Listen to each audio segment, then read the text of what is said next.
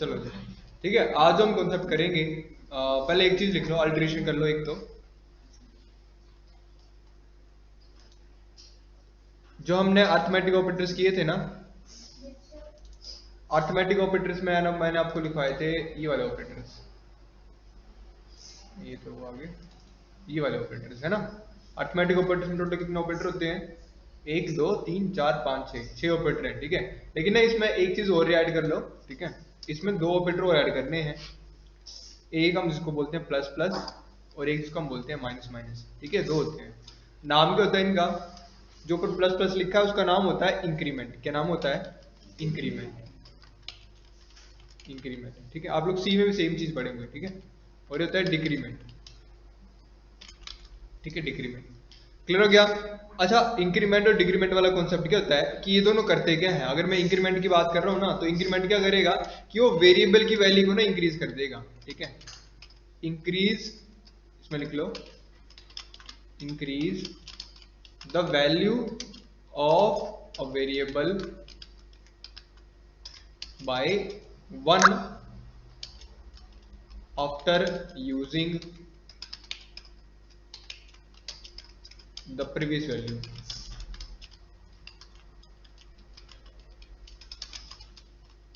ठीक है जी। और सेम डिक्रीमेंट में क्या आता है? डिक्रीमेंट का काम क्या होता है? वो डिक्रीज करता है, ठीक है। डिक्रीज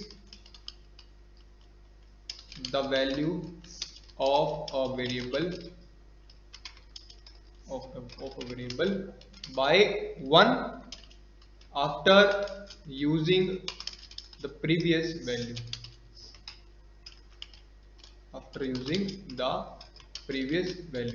ठीक है जी। ये बात याद रखनी है आप लोगों ने कि जब भी हम किसी वेरिएबल के आगे ना a प्लस प्लस या a माइनस माइनस लगा देते हैं, मतलब माइनस माइनस और प्लस प्लस लगाते हैं, तो उसका काम क्या होता है कि वो वेरिएबल की वैल्यू को ना इंक्रीमेंट कर देता है, अपने आप इंक्रीमेंट कर देता है, हमें कुछ लगाने की जरूरत नहीं होती है, ठीक है।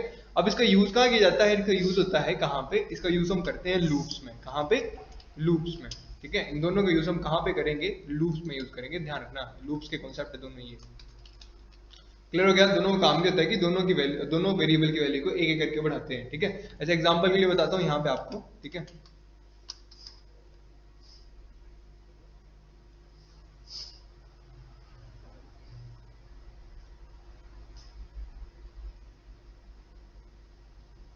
चलो, यहाँ पे न्यू फाइल बना लेते हैं एक।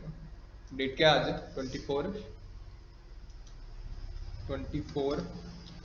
jan.html।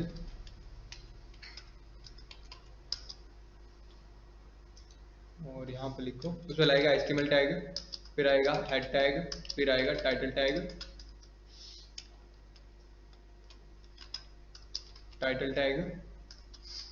और टाइटल टैग के अंदर आज हम क्या कर रहे हैं? आज हम पढ़ेंगे, मे बी नेक्स्ट ऑपरेशंस पढ़ेंगे हम, ठीक है। रिलेशन ऑपरेटर्स पढ़ेंगे आज, रिलेशनल ऑपरेटर्स, ठीक है। इस तरह से अब देखो, हेड टैग के अंदर आके हम क्या करेंगे? हेड टैग के अंदर हम बाद लगाएंगे बोल्ड टैग, और बोल्ड टैग के बाद हम कौन सा टैग यूज करेंगे? बोल्ड टैग के बाद हम जावास्क्रिप्ट के लिए कौन सा टैग यूज करेंगे? स्क्रिप्ट टैग, ठीक है। अब देखो यहाँ पे मैंने क्या किया, मैंने यहाँ पे एक वेरिएबल डिक्लेयर कर दिया। मैं लिखा let a is equal to, मैंने इसको वैल्यू जो दी वो रन टाइम पे वैल्यू दूंगा, ठीक है। रन टाइम पे वैल्यू क्या देंगे? हम इसको नंबर लिख देंगे यहाँ पे, नंबर, ठीक है। और नंबर के बाद हम कौन सा फंक्शन का यूज करेंगे? प्रॉम्प्ट फंक्शन का यूज करेंगे। और प्रॉम्प्ट फंक्शन के अंदर डाल दूंगा स्ट्रिंग पास कर दूंगा, क्या लिख दूंगा? एंटर वैल्यू, ठीक है। एंटर वैल्यू इस तरीके से, और ये लगाना है, ठीक है। और एंड में सेमीकोलन लगाना कंपलसरी है। अब देखो क्या करूंगा यहाँ पे, मैंने क्या लिखा? मैंने लिखा document dot right, document dot right के लिख दिया मैंने। देखो मैं यहाँ पे ना a की वैल्यू को प्रिंट कराऊंगा। मैंने क्या लिखा? The value of a is equal to the value of a is equal to, ठीक है। अब वैल्यू कहाँ से मिलेगी मुझे? कौन से वेरिएबल से मिलेगी? a वेरिएबल से। तो कॉमा लगा के मैंने बता दी कि a वेरिएबल से मिल रही है, ठीक है। कर दिया मैंने इस तरीके से, यूज कर लिया ना इसको इस तरह से। अब देखना मैं क्या करूंगा। अब मैंने क्या लिखा? मैं लिखा a is equal to a plus plus, या फिर इसको ऐसे रहने देते हैं, मैं इसको यहाँ लिखता हूँ, ये चीज लिखूंगा। मैंने क्या लिखा? The value of a is equal to a plus plus लिखा मैंने, ठीक है। और नेक्स्ट टाइम पे देखो मैं क्या लिख रहा हूँ? नेक्स्ट टाइम पे मैं a लिख रहा हूँ, सिंपल a की वैल्यू प्रिंट करा रहा हूँ, ठीक है। तो मान चलो कि अगर मैं a की वैल्यू 10 डालूंगा तो यहाँ पे क्या प्रिंट होना चाहिए? क्या प्रिंट होना चाहिए? अगर मैं यहाँ a लिख रहा हूँ ना, ए की वैल्यू मैंने क्या डाल दी, मैंने 10 डाल दी। मैं आपको रन करके बताता हूँ, ये देखो यहाँ से,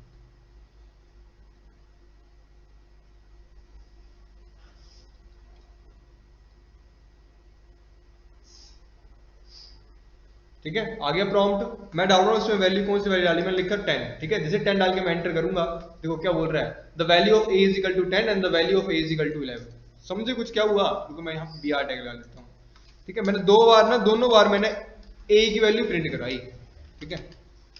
ये देखो दोबारा करता हूं मैं, 20 लिख दिया। अब देखो the value of a is equal to 20 and the value of a is equal to 21। समझ पा रहे हो क्या हो रहा है, मतलब एक टाइम पे क्या हो रहा है, देखो जब मैंने ए को इंक्रीमेंट के साथ कॉल किया ना, ए को इंक्रीमेंट के साथ कॉल, तो ए इंक्रीमेंट का मतलब क्या होता है कि ए की वैल्यू को बाय 1 से बढ़ा देना है, ठीक है। तो अगर मैंने 20 लिखा तो वो 21 कर देगा। लेकिन साथ में ना मैंने एक लाइन इसमें इंपॉर्टेंट लिखी हुई क्या, कि increase the value of the variable after using the previous value, ठीक है। क्या बोल रहा है, ये उस वैल्यू को तभी बढ़ाएगा, ठीक है, पुरानी वाली वैल्यू को यूज करने के बाद, ठीक है। तो देखो यहाँ पे क्या हुआ, जैसे मैं लिखा था value of a is equal to a plus plus, तो ए प्लस का मतलब क्या है कि ए की वैल्यू को इंक्रीमेंट करना है। लेकिन कब करना है, पहले ए की ओरिजिनल वैल्यू को यूज कर लो, फिर इंक्रीमेंट कर दो, कर दिया increment.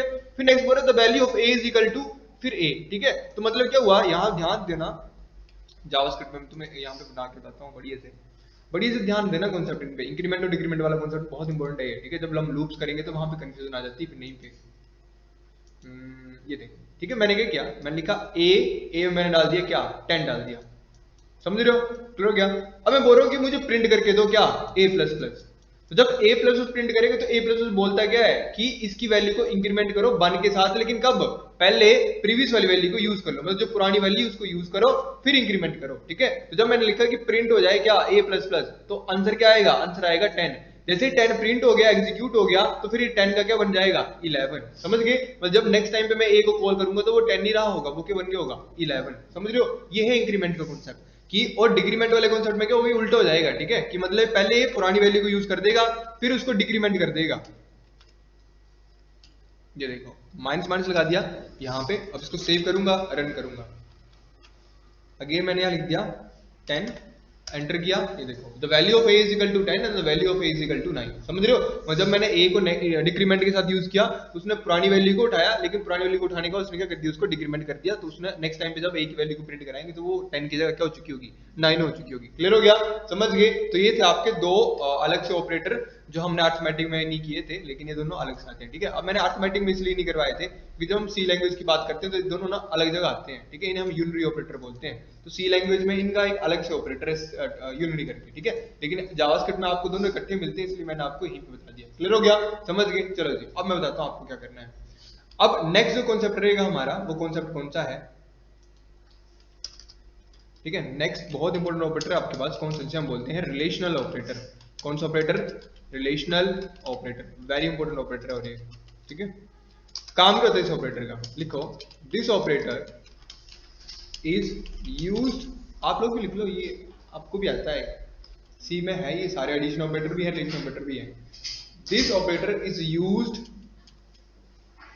To compare the values of two variables, ठीक है। रिलेशन ऑपरेटर का काम क्या होता है कि, इसका काम क्या होता है कि ये दो वैल्यूज को कंपेयर करता है, ठीक है, मतलब दो वेरिएबल्स की वैल्यूज को। ठीक है जी, आज हम क्या पढ़ेंगे, आज हम पढ़ेंगे अपना रिलेशन ऑपरेटर, ठीक है। जिस तरह से हमने उस दिन भी डिस्कस किया था कि रिलेशन ऑपरेटर का मेन काम क्या होता है, जैसे यहाँ पे मैंने डेफिनेशन लिखवाई थी आपको,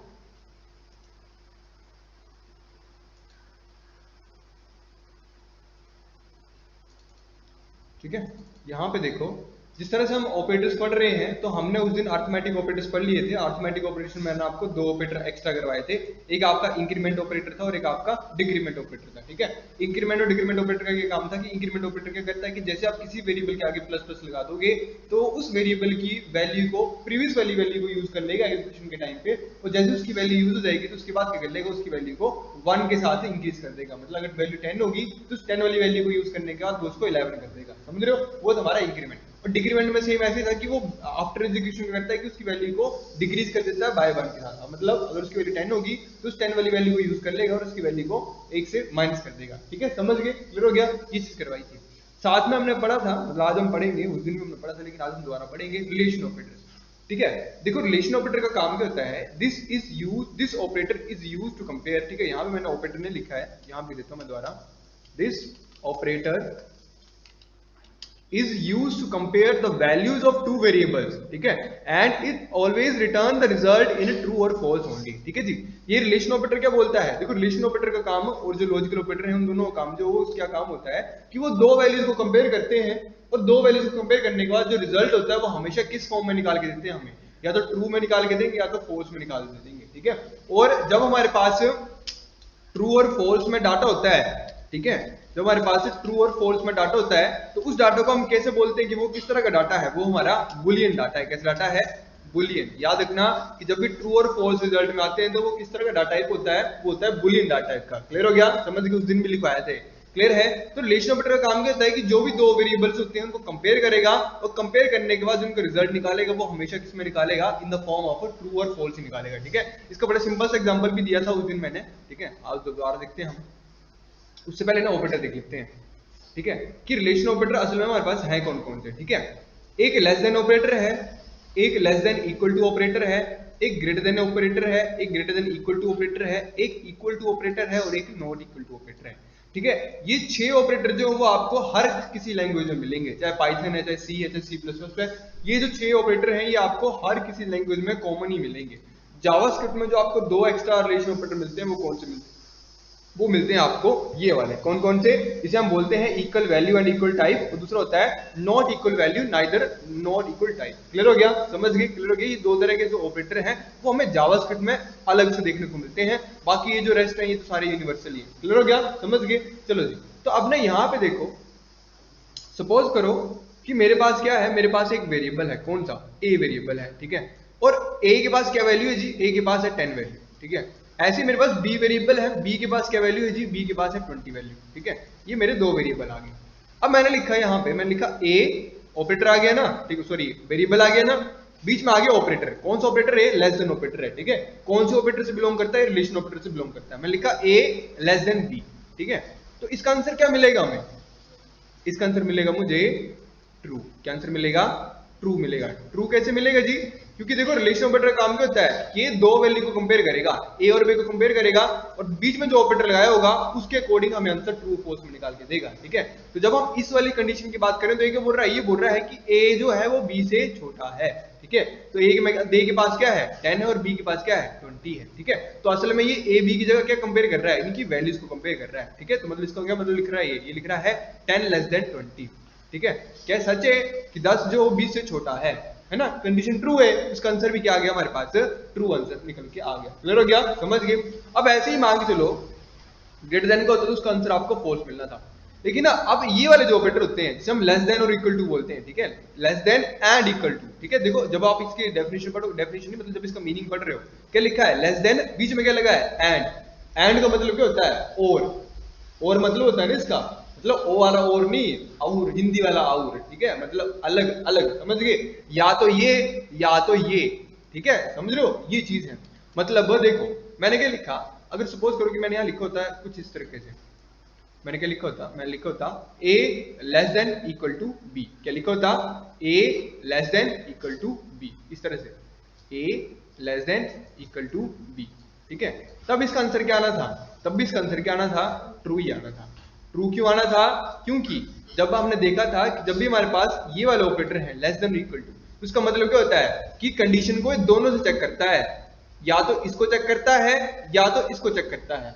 अगर ये ट्रू निकल गया तब भी ट्रू ही होगा, अगर ये ट्रू निकल गया तब भी ट्रू ही होगा, और ये दोनों में से कोई भी निकला तब फॉल्स होगा, समझ रहे हो। मतलब मान चलो कि मैंने क्या लिखा, मैं लिखा ए 10 है बी 20 है, इसका आंसर क्या मिल गया, a less than equal to b is equal to क्या मिल गया, ट्रू मिल गया। और सपोज करो कि मैंने यहाँ लिख दिया होता ए भी 20 है बी भी 20 है, तब भी इसका आंसर क्या मिलना था, तब भी इसका आंसर क्या मिलना था, ट्रू ही मिलना था। क्यों, क्योंकि उस केस में कौन सा कंडीशन चलनी थी हमारी, वो चलनी थी हमारी ये वाली इक्वल टू वाली। क्लियर हो गया, समझ गए। और पहले मैंने जब इसका ए को 10 रखा था तो उस केस में क्या चला था, हमारा लेस देन वाला चला था। क्लियर हो गया, समझ गए। और अगर मैंने बाय चांस लिख दिया 40, ए 40 बी 20, तो क्या ए बी से छोटा है, नहीं। क्या ए बी बराबर है, नहीं। दोनों केस ही फॉल्स हो गए ना, तो उस केस में इसका आंसर क्या आना था हमारे पास, फॉल्स आना था। क्लियर हो गया, समझ गए। तो ये था हमारा कौन सा रिलेशन ऑपरेटर। ठीक है। तो हमें लेस देन समझ गए, लेस देन इक्वल टू भी समझ गए। सेम ग्रेटर देन भी ऐसे होगा कि जिसमें a की वैल्यू b से बड़ी होगी तो ट्रू होगा, अगर नहीं होगी तो फॉल्स आंसर आ जाएगा। ठीक है, ग्रेटर देन इक्वल टू का मतलब भी सेम ही है कि अगर बड़ी होगी तब भी ट्रू आएगा, अगर इक्वल होगी तब भी ट्रू ही मिलेगा। समझ गए, क्लियर हो गया। अब वो जो नेक्स्ट नंबर पे चलते हैं हम, वो कौन से हैं, वो हमारे ये वाले दो इंपॉर्टेंट होते हैं। ठीक है, एक होते हैं हमारे इक्वल टू और एक होता है हमारा नॉट इक्वल टू। ठीक है, देखो ना, जब भी आपके पास प्रोग्रामिंग लैंग्वेज में ना ऐसा लिखा जाए, क्या लिखा मैं लिखा a is equal to 10 comma b is equal to 20 लिख दिया जी मैंने ऐसा, और मैंने नीचे क्या लिख दिया, मैं लिख दिया a is equal to b। तो इसका आंसर क्या आएगा, ट्रू आएगा कि फॉल्स आएगा? इसका आंसर क्या आएगा, इसका आंसर आएगा 20। इसका आंसर क्या आएगा 20 आएगा ना, 20 आएगा, बताता हूं यहां पे मैं। ठीक है, निशांत उस दिन क्लास लगाई है? अच्छा, इसके बाद आए थे। ठीक है, देखो तुम, ठीक है, यहां पे देखो, मैं यहां पे बिल्कुल लाइव करके बताता हूं अभी आपको। ठीक है, ये हमारा उस दिन वाले प्रोग्राम है।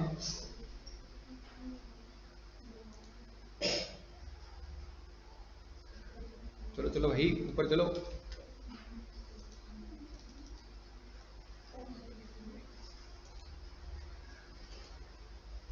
ठीक है, ठीक है, ये हमारा प्रोग्राम था दिन। ठीक है, और मैं क्या करता हूँ कि अब ना यहाँ से लेके यहाँ का कंटेंट जो है ना, उसे मैं क्या करता हूँ, कमेंट कर देता हूँ। देखो, मुझे ना मल्टी लाइन कमेंट का यूज करना है। कैसे करूंगा, मुझे सारी लाइनें कमेंट करनी, कैसे यूज करूंगा कमेंट, इन सबको कमेंट कैसे करूंगा बताओ मुझे यहां से लेके, मतलब लाइन नंबर 13 से लेके लाइन नंबर 17 तक सारी लाइन को कमेंट करना है। कैसे करूंगा, क्या स्टार स्लैश नहीं, पहले स्लैश फिर स्टार। ठीक है, स्लैश फिर स्टार, यहां हो गए मेरे कमेंट स्टार्ट, हो गया ना, देखो ग्रीन हो गए सारे। कहां तक रखना है जी, यहां तक रखना है। तो यहां पे फिर स्टार फिर स्लैश, ठीक है, फिर स्टार फिर स्लैश, ये हो गया कमेंट। क्लियर हो गया, समझ गए। चलो जी, तो मेरे पास ए और बी दो वैल्यू आ रही है ना। अब देखो, मैं यहां पर सामने आपको प्रिंट करा के दिखाता हूं। मैं लिखा document dot right, document dot right, right के अंदर क्या लिख दिया मैं लिख दिया डबल कोड के अंदर, मैं लिख रहा हूँ, देखो यहाँ पे सामने करके बता रहा हूँ। मैं लिखा यहाँ पे रिजल्ट आ जाएगा तुम्हारे पास, सिर्फ डायरेक्ट लिखता हूँ मैं। ठीक है, मैंने कंडीशन डाल दी डायरेक्ट। क्या कंडीशन डाली मैंने लिखी, मैं लिखा a is equal to b। ठीक है, ये चीज लिख रहा हूँ मैं। ठीक है, ये चीज लिखी मैंने सामने, आपके सामने लिख रहा हूँ। ठीक है, और मैं, अगर आप दिक्कत ना हो तो मैं आपको ना a और b की वैल्यू प्रिंट करा देता हूँ पहले ऊपर ही। ठीक है, मैंने क्या लिखा, मैं लिखा कि a किसके बराबर है, a बराबर है, वैल्यू a से आ जाएगी, कॉमा b बराबर है, b से वैल्यू आ जाएगी। b नहीं आया क्या, तो ग्लिच कर रहा आज।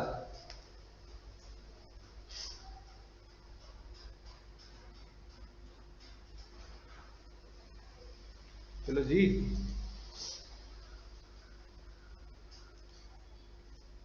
ठीक है, b बराबर है किससे, वो कॉमे के बाद आ जाएगा तुम्हारा आंसर b से। ठीक है, समझ गए, इस तरह से कॉमा b। क्लियर हो गया, समझ गए। और ना यहाँ पे मैं बी आर लगा देता हूँ ताकि आपको कंफ्यूजन ना हो। ठीक है, यहाँ पे डबल कोट्स लिखा, डबल कोट्स के अंदर मैंने बी आर टैग लगा दिया ताकि नेक्स्ट लाइन में आ जाए, आपको दिक्कत ना हो। ठीक है, अब इसको हम सेव कर सकते हैं, नहीं पहले कॉमा लगाएंगे, सेपरेट करेंगे, इसको सेव करेंगे। सेव करने के बाद इस प्रोग्राम को हम रन करके देख लेंगे।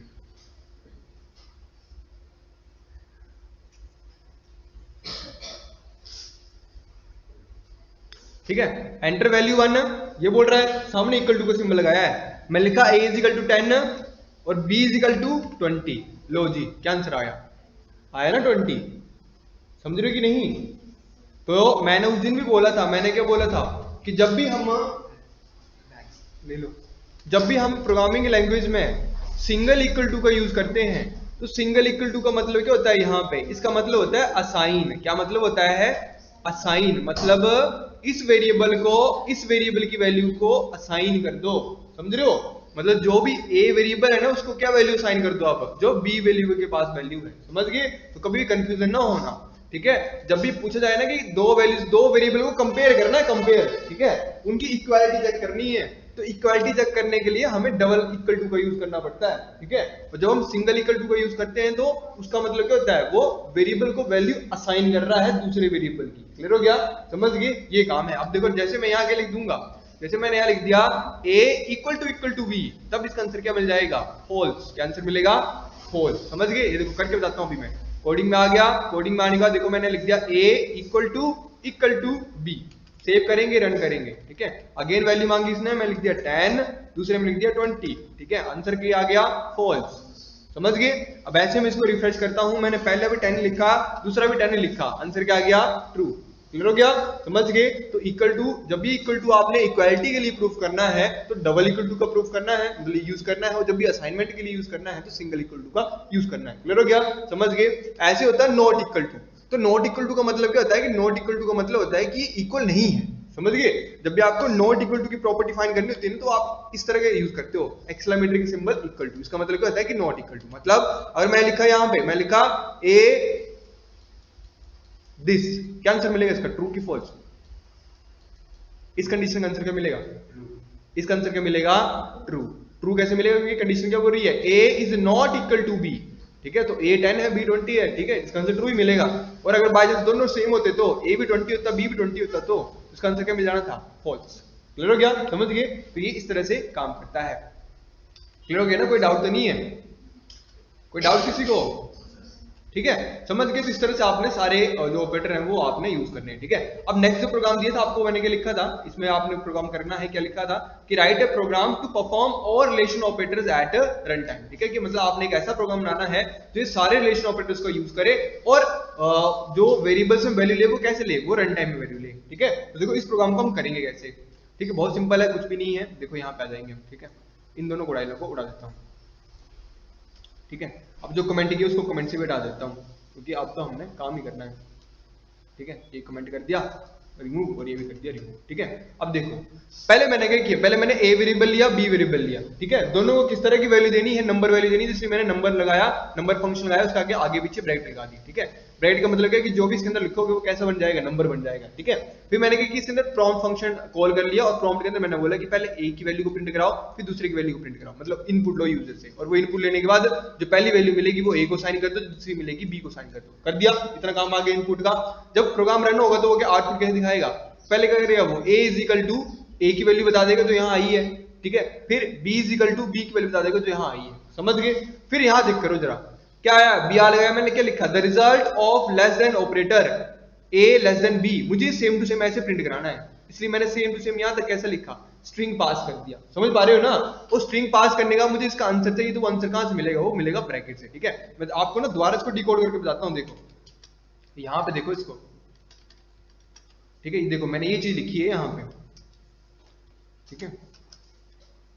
ये देखो ये लिखा है मैंने, ठीक है। तो देखो br का मतलब क्या है कि न्यू लाइन में लिखे, क्या लिखे? जो स्ट्रिंग के अंदर है। स्ट्रिंग शुरू यहाँ किया, क्लोज कहाँ किया है? यहाँ क्लोज किया है, ठीक है। मतलब बीच में जो भी लिखा है वो वैसे का वैसा आ जाएगा। मतलब क्या लेस आएगा?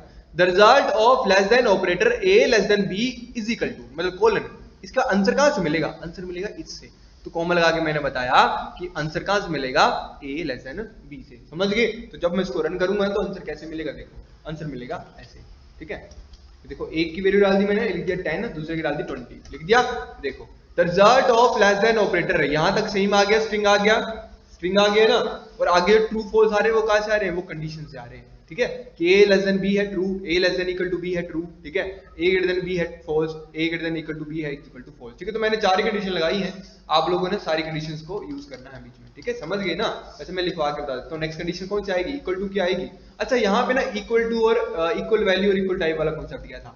देखो ना, जब हमने इक्वल टू प्रूफ किया, हमने जब लिखा इक्वल इक्वल, तो जब हम इक्वल इक्वल का मतलब करते हैं ना, तो उसका मतलब कहते हैं कि वेरिएबल्स की वैल्यू को कंपेयर कर रहा है। मतलब एक जगह 10 लिखा है, दूसरी जगह भी 10 लिखा है, तो आंसर क्या मिल जाएगा? ट्रू। समझ रहे हो? लेकिन जब आप ट्रिपल इक्वल टू को यूज करते हो, तो ट्रिपल इक्वल टू का मतलब क्या होता है कि जो a वेरिएबल है उसके पास 10 ही है, सेम नंबर टाइप का ही है, और जो b है उसके पास भी 10 ही है, लेकिन वो भी सेम नंबर टाइप का ही है, ठीक है। समझ रहे हो? मतलब इस तरह से बताता हूं आप लोगों को।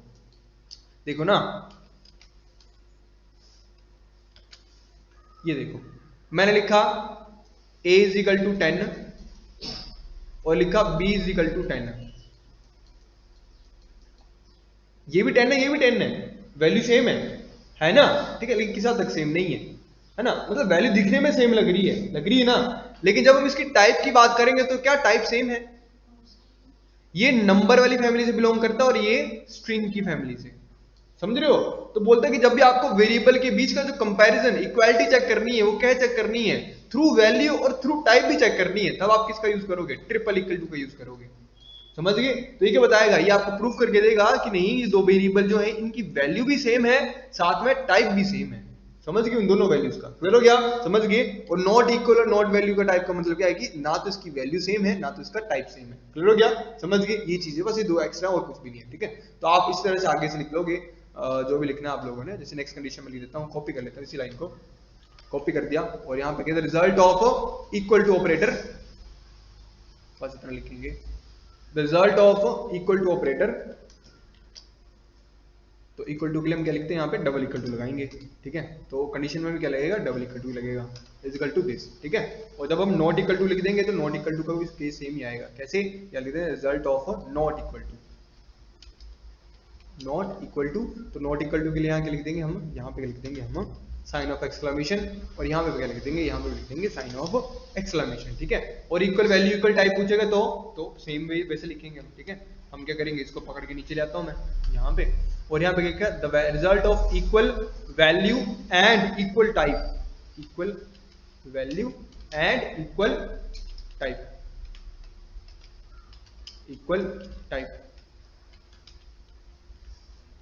ऑपरेटर।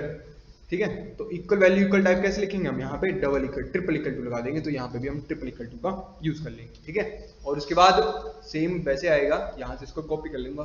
ठीक है, और कॉपी करने का इसको नीचे ले आऊंगा, तो यहाँ जाएगा result of not equal type. ठीक है, नॉट इक्वल, नॉट इक्वल लेते हैं हम, नाइदर इक्वल लिखते हैं, नाइदर इक्वल,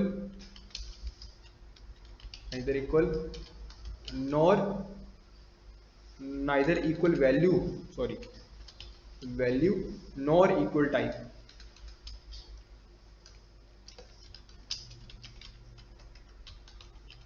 ठीक है, ऑपरेटर इज इक्वल टू, तो उसके लिए हम क्या लगा देंगे? बस यहाँ पे डबल इक्वल टू का यूज कर लेंगे। ठीक है, इस तरीके से क्लियर हो गया, और यहाँ पे हम डबल इक्वल टू का यूज कर लेंगे। क्लियर है जी? बस इसको सेव कर लेंगे और रन कर लेंगे। ठीक है, लो जी। ठीक है, तो ए मैंने 20 लिख दिया, बी भी 20 लिख दिया। लो, ए 20 बी 20 लेस देन है false, less than equal to है ट्रू। क्यों? क्योंकि यहाँ पे क्या प्रूफ हो गया? इक्वल टू, इक्वालिटी का कंडीशन ट्रू हो गई। ठीक है, ग्रेटर देन फॉल्स, ठीक है, लेकिन greater than equal to true आ गया। क्यों? क्योंकि यहाँ पे इक्वालिटी की कंडीशन प्रूफ हो गई। ठीक है, अच्छा ये क्या हुआ? Result of equal to operator a is equal to this true, result of equal to operator a is equal to this equal to true. ठीक है, नोट वाला केस क्यों नहीं आया इसके बीच में? Let me check. ठीक है, नॉट इक्वलिटी का केस क्यों नहीं आया? ट्रिपल इक्वल टू मैंने लगाया नहीं था क्या? इक्वल टू आ गया ना, ट्रिपल इक्वल टू भी आ गया। Save save save save save, और यहाँ जाके control shift R, hard refresh, 20 10 आए भाई, आगे पूरे आगे। बन तो नहीं वीडियो? चलिए चलिए, ठीक है, समझ गए? इस तरह से सारा आंसर तुम्हें मिल गया। क्लियर हो गया? 10 20 is equal to this, 10 is equal to this. ये आंसर गलत तो नहीं आ रहे हैं? Late me check. 10 10 नहीं, ठीक है ठीक है ठीक है। तो false true false true true false true false, समझ गए? क्लियर हो गया? तो इस तरह से तुम्हारे पास पूरे आंसर आगे निकल गए। क्लियर हो गया? तो देखो मैंने तुम्हें पूरी कोडिंग भी बता दी यहीं पे, वीडियो में बता देता हूँ तुम्हें, पॉज करके पूरी वीडियो बता देता हूँ तुम्हें यहीं से ही। ये देख लो, कोडिंग पूरी यही है तुम्हारी। ठीक है, मैं इसको मिनिमाइज कर देता हूँ क्योंकि वीडियो में तो सब कुछ क्लियर ही दिखता है। ठीक है, तो मैं इसको मिनिमाइज करके बता रहा हूँ। देखो ये कोडिंग है पूरी। ठीक है, ये पूरी कोडिंग है। पॉज कर रहा हूँ थोड़ी देर के लिए, यहीं पे देख लो, इस तरह से पूरी कोडिंग है। ठीक है, यहाँ पे देखो, ये सिंगल लाइन की कोडिंग है सारी। ठीक है, इस तरीके से कंफ्यूज नहीं होना है, कॉमास का ध्यान रखना स्पेशली। ठीक है, और ये जो जब नेट एंटर करके नीचे आ रहा है तो उसमें ऐसे नहीं देखना कि सर ने भी एंटर किया है, या एंटर नहीं किया, वो अपने आप नीचे आ रहा है। ठीक है, वर्ड रैप का यूज करके। ठीक है, इस तरह से। क्लियर हो गया? समझे कि नहीं? काफी आज के लिए बस यही था। हमने कर लो उस दिन लिया था, ये फ्राइडे को कर लिया था मे भी, लेकिन उस दिन वॉल्यूम नहीं आई थी, तो आज ये दोबारा अपलोड करूंगा। ठीक है, समझ गए? क्लियर हो गया? किसी को डाउट तो नहीं रिलेशन ऑपरेटर में? अब तो क्लियर हो जानी चाहिए रिलेशन ऑपरेटर। क्लियर है? सारे क्लियर है? क्योंकि कल जो हम करेंगे ना, कल हम क्या करेंगे? कल हम लॉजिकल ऑपरेटर करेंगे, तो लॉजिकल ऑपरेटर में ना रिलेशन ऑपरेटर यूज किए जाएंगे सारे। समझ रहे हो? क्लियर हो गया? क्लियर हुआ कि नहीं? ठीक है ठीक है।